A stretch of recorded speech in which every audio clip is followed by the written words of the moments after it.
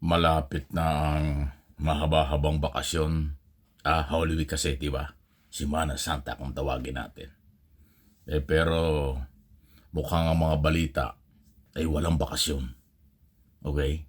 Pero tama lang, lalo na ho ang balita ay may kaugnayan sa paghahanap ng katotohanan, katarungan, at magkaroon po ng kaliwanagan sa lahat ng isyu sa pagpapairal ng batas na may pananagutan ang kahit sino. Ayan po yan.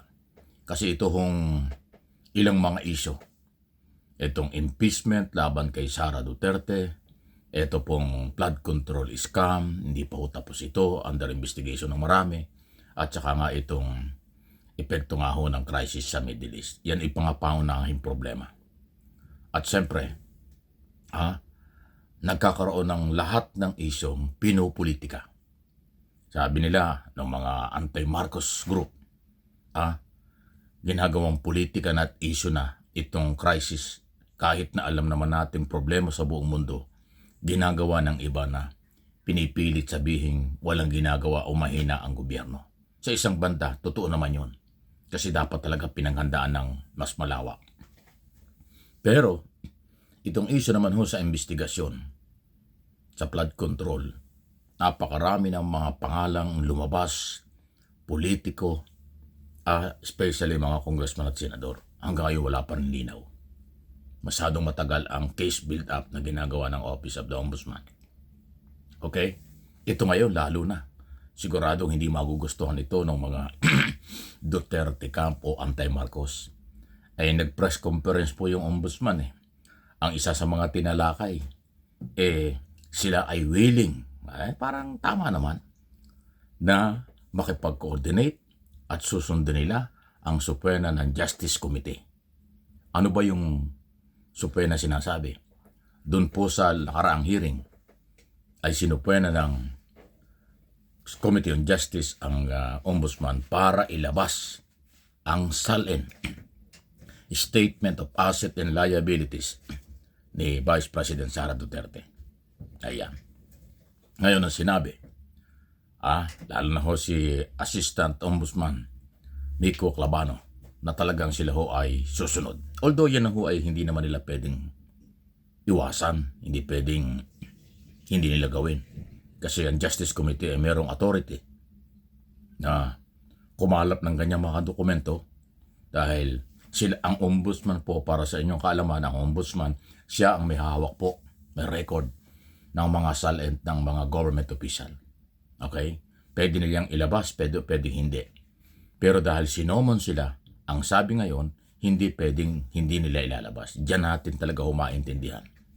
Tama ba ang diniklarang SALN ng pangalawang Pangulo mula noong 2022 hanggang ngayon, lalo nakaraang taon 2025? Every year yan. Pag hindi po yan naging tugma sa posibleng kanyang income, at mas lumaki yung kanyang perang maaaring nakadeposito sa bangko at negosyo, may problema talaga. At yan po'y bahagi doon sa mga ebidensya sa article of impeachment or complaint, impeachment complaint laban po sa pangalawang Pangulo. So kaya ko nasabi, sigurado magagalit na naman yung mga supporters ng mga Duterte kasi sasabihin, ayan naman, mas inuna pa yung SALN, mas inuna pa yung impeachment kaysa sa dun sa mga bitin na investigasyon. Ayan, okay, bahala na sila magpaliwanag dyan. Although sabi, laging under investigation at magpapayo sila ng mga kaso laban sa mga politician sa susunod na mga araw o buwan. Hindi ho sinabi kung kailan eh.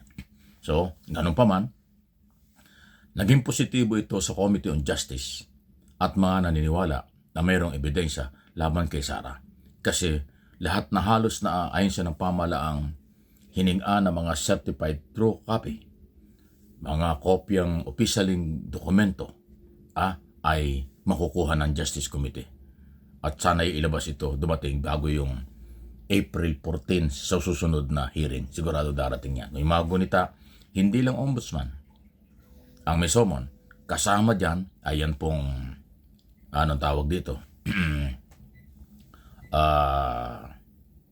Philippine Statistics Authority para malaman na record ng mga sinasabing posibleng tumanggap ng mga confidential fund ginastusan. Nandiyan din ho ang Commission on Audit para doon sa official na record. At siyempre NBI sa ginawang investigasyon ng NBI tungkol nga po doon sa banta ni Sara Duterte sa buhay ng Pangulo, First Lady at dating Speaker. So lahat ho ng ahensya ng gobyerno ay makikipag-coordinate at magbibigay ng record na yan. Sa ngayon, yan po yung lumalabas. Pati na ho ang pribadong sektor tungkol sa kopya ng mga business. Malawak ho kasi ang hinihingi na record ng Justice Committee. Maganda naman ito dahil kung mapapatunayan ng pangalawang Pangulo ni Sara Duterte na malinis ang kanyang mga record, wala siyang ganawang illegal, ay madali lang kung sagutin yan. Kung ayaw niya sagutin sa Kongreso, wala tayong magagawa. Sa Senado niya sasagutin niya kung aabot doon ang Article of Impeachment. Palagi ko aabot dahil ang paniniwala ng Defense Council, ang Kongreso ay walang jurisdiction tungkol daw sa pagtalakay ng mga ebidensya. Sa Senado, bilang impeachment trial, yun ho ang kanilang pinaniniwalaan. So, di ba? Diyan pa lang away na. May problema na. Tingnan natin kung anong mangyayari. Okay?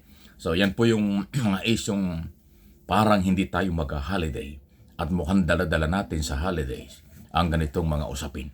Pero okay lang yan. Parating ang paghahanap ng kaliwanagan at pagpapanagot sa mga taong nasa likod nitong mga nangyayaring ito. Especially ho ang isyu ng korupsyon, flood control scam. Hindi natin dapat tigilan ito. Talagang kulang na kulang pa ang mga taong dapat managot. Kasi bilyon-bilyon pera ng gobyerno o ng taong bayan ang nawala. Kaya hindi pwedeng patingi-tingi lang ang mananagot. Managot ang kahit sino. Taga-executive department, taga-kongreso at senado. Yan ho ang gustong makita ng mamamayang Pilipino. Pero ganoon pa man, ingat lang po tayo. Marami napapansin nating maraming nagpaplano pa rin magbiyahe, abroad at domestic flight o kung ano man dahil magmamahal na araw. Kultura ng mga Pilipino yan, hindi lang ng mga Katoliko. Kapag Holy Week ay nagbabakasyon o nagpupunta ng mga lalawigan o kung saan man abroad kung kinakailangan. Lalo na yung mga advance ang booking papunta sa abroad, talaga medyo nakamura sila. Kasi kung ngayon, magpapa-schedule kayo, nako, iba na po. Definitely, tataas ho ang lahat ng mga pamasahe at gastusin ng mga kinaukulan ng ating mga kababayang nagbibiyahe kung saan-saan. Ingat lang po tayo.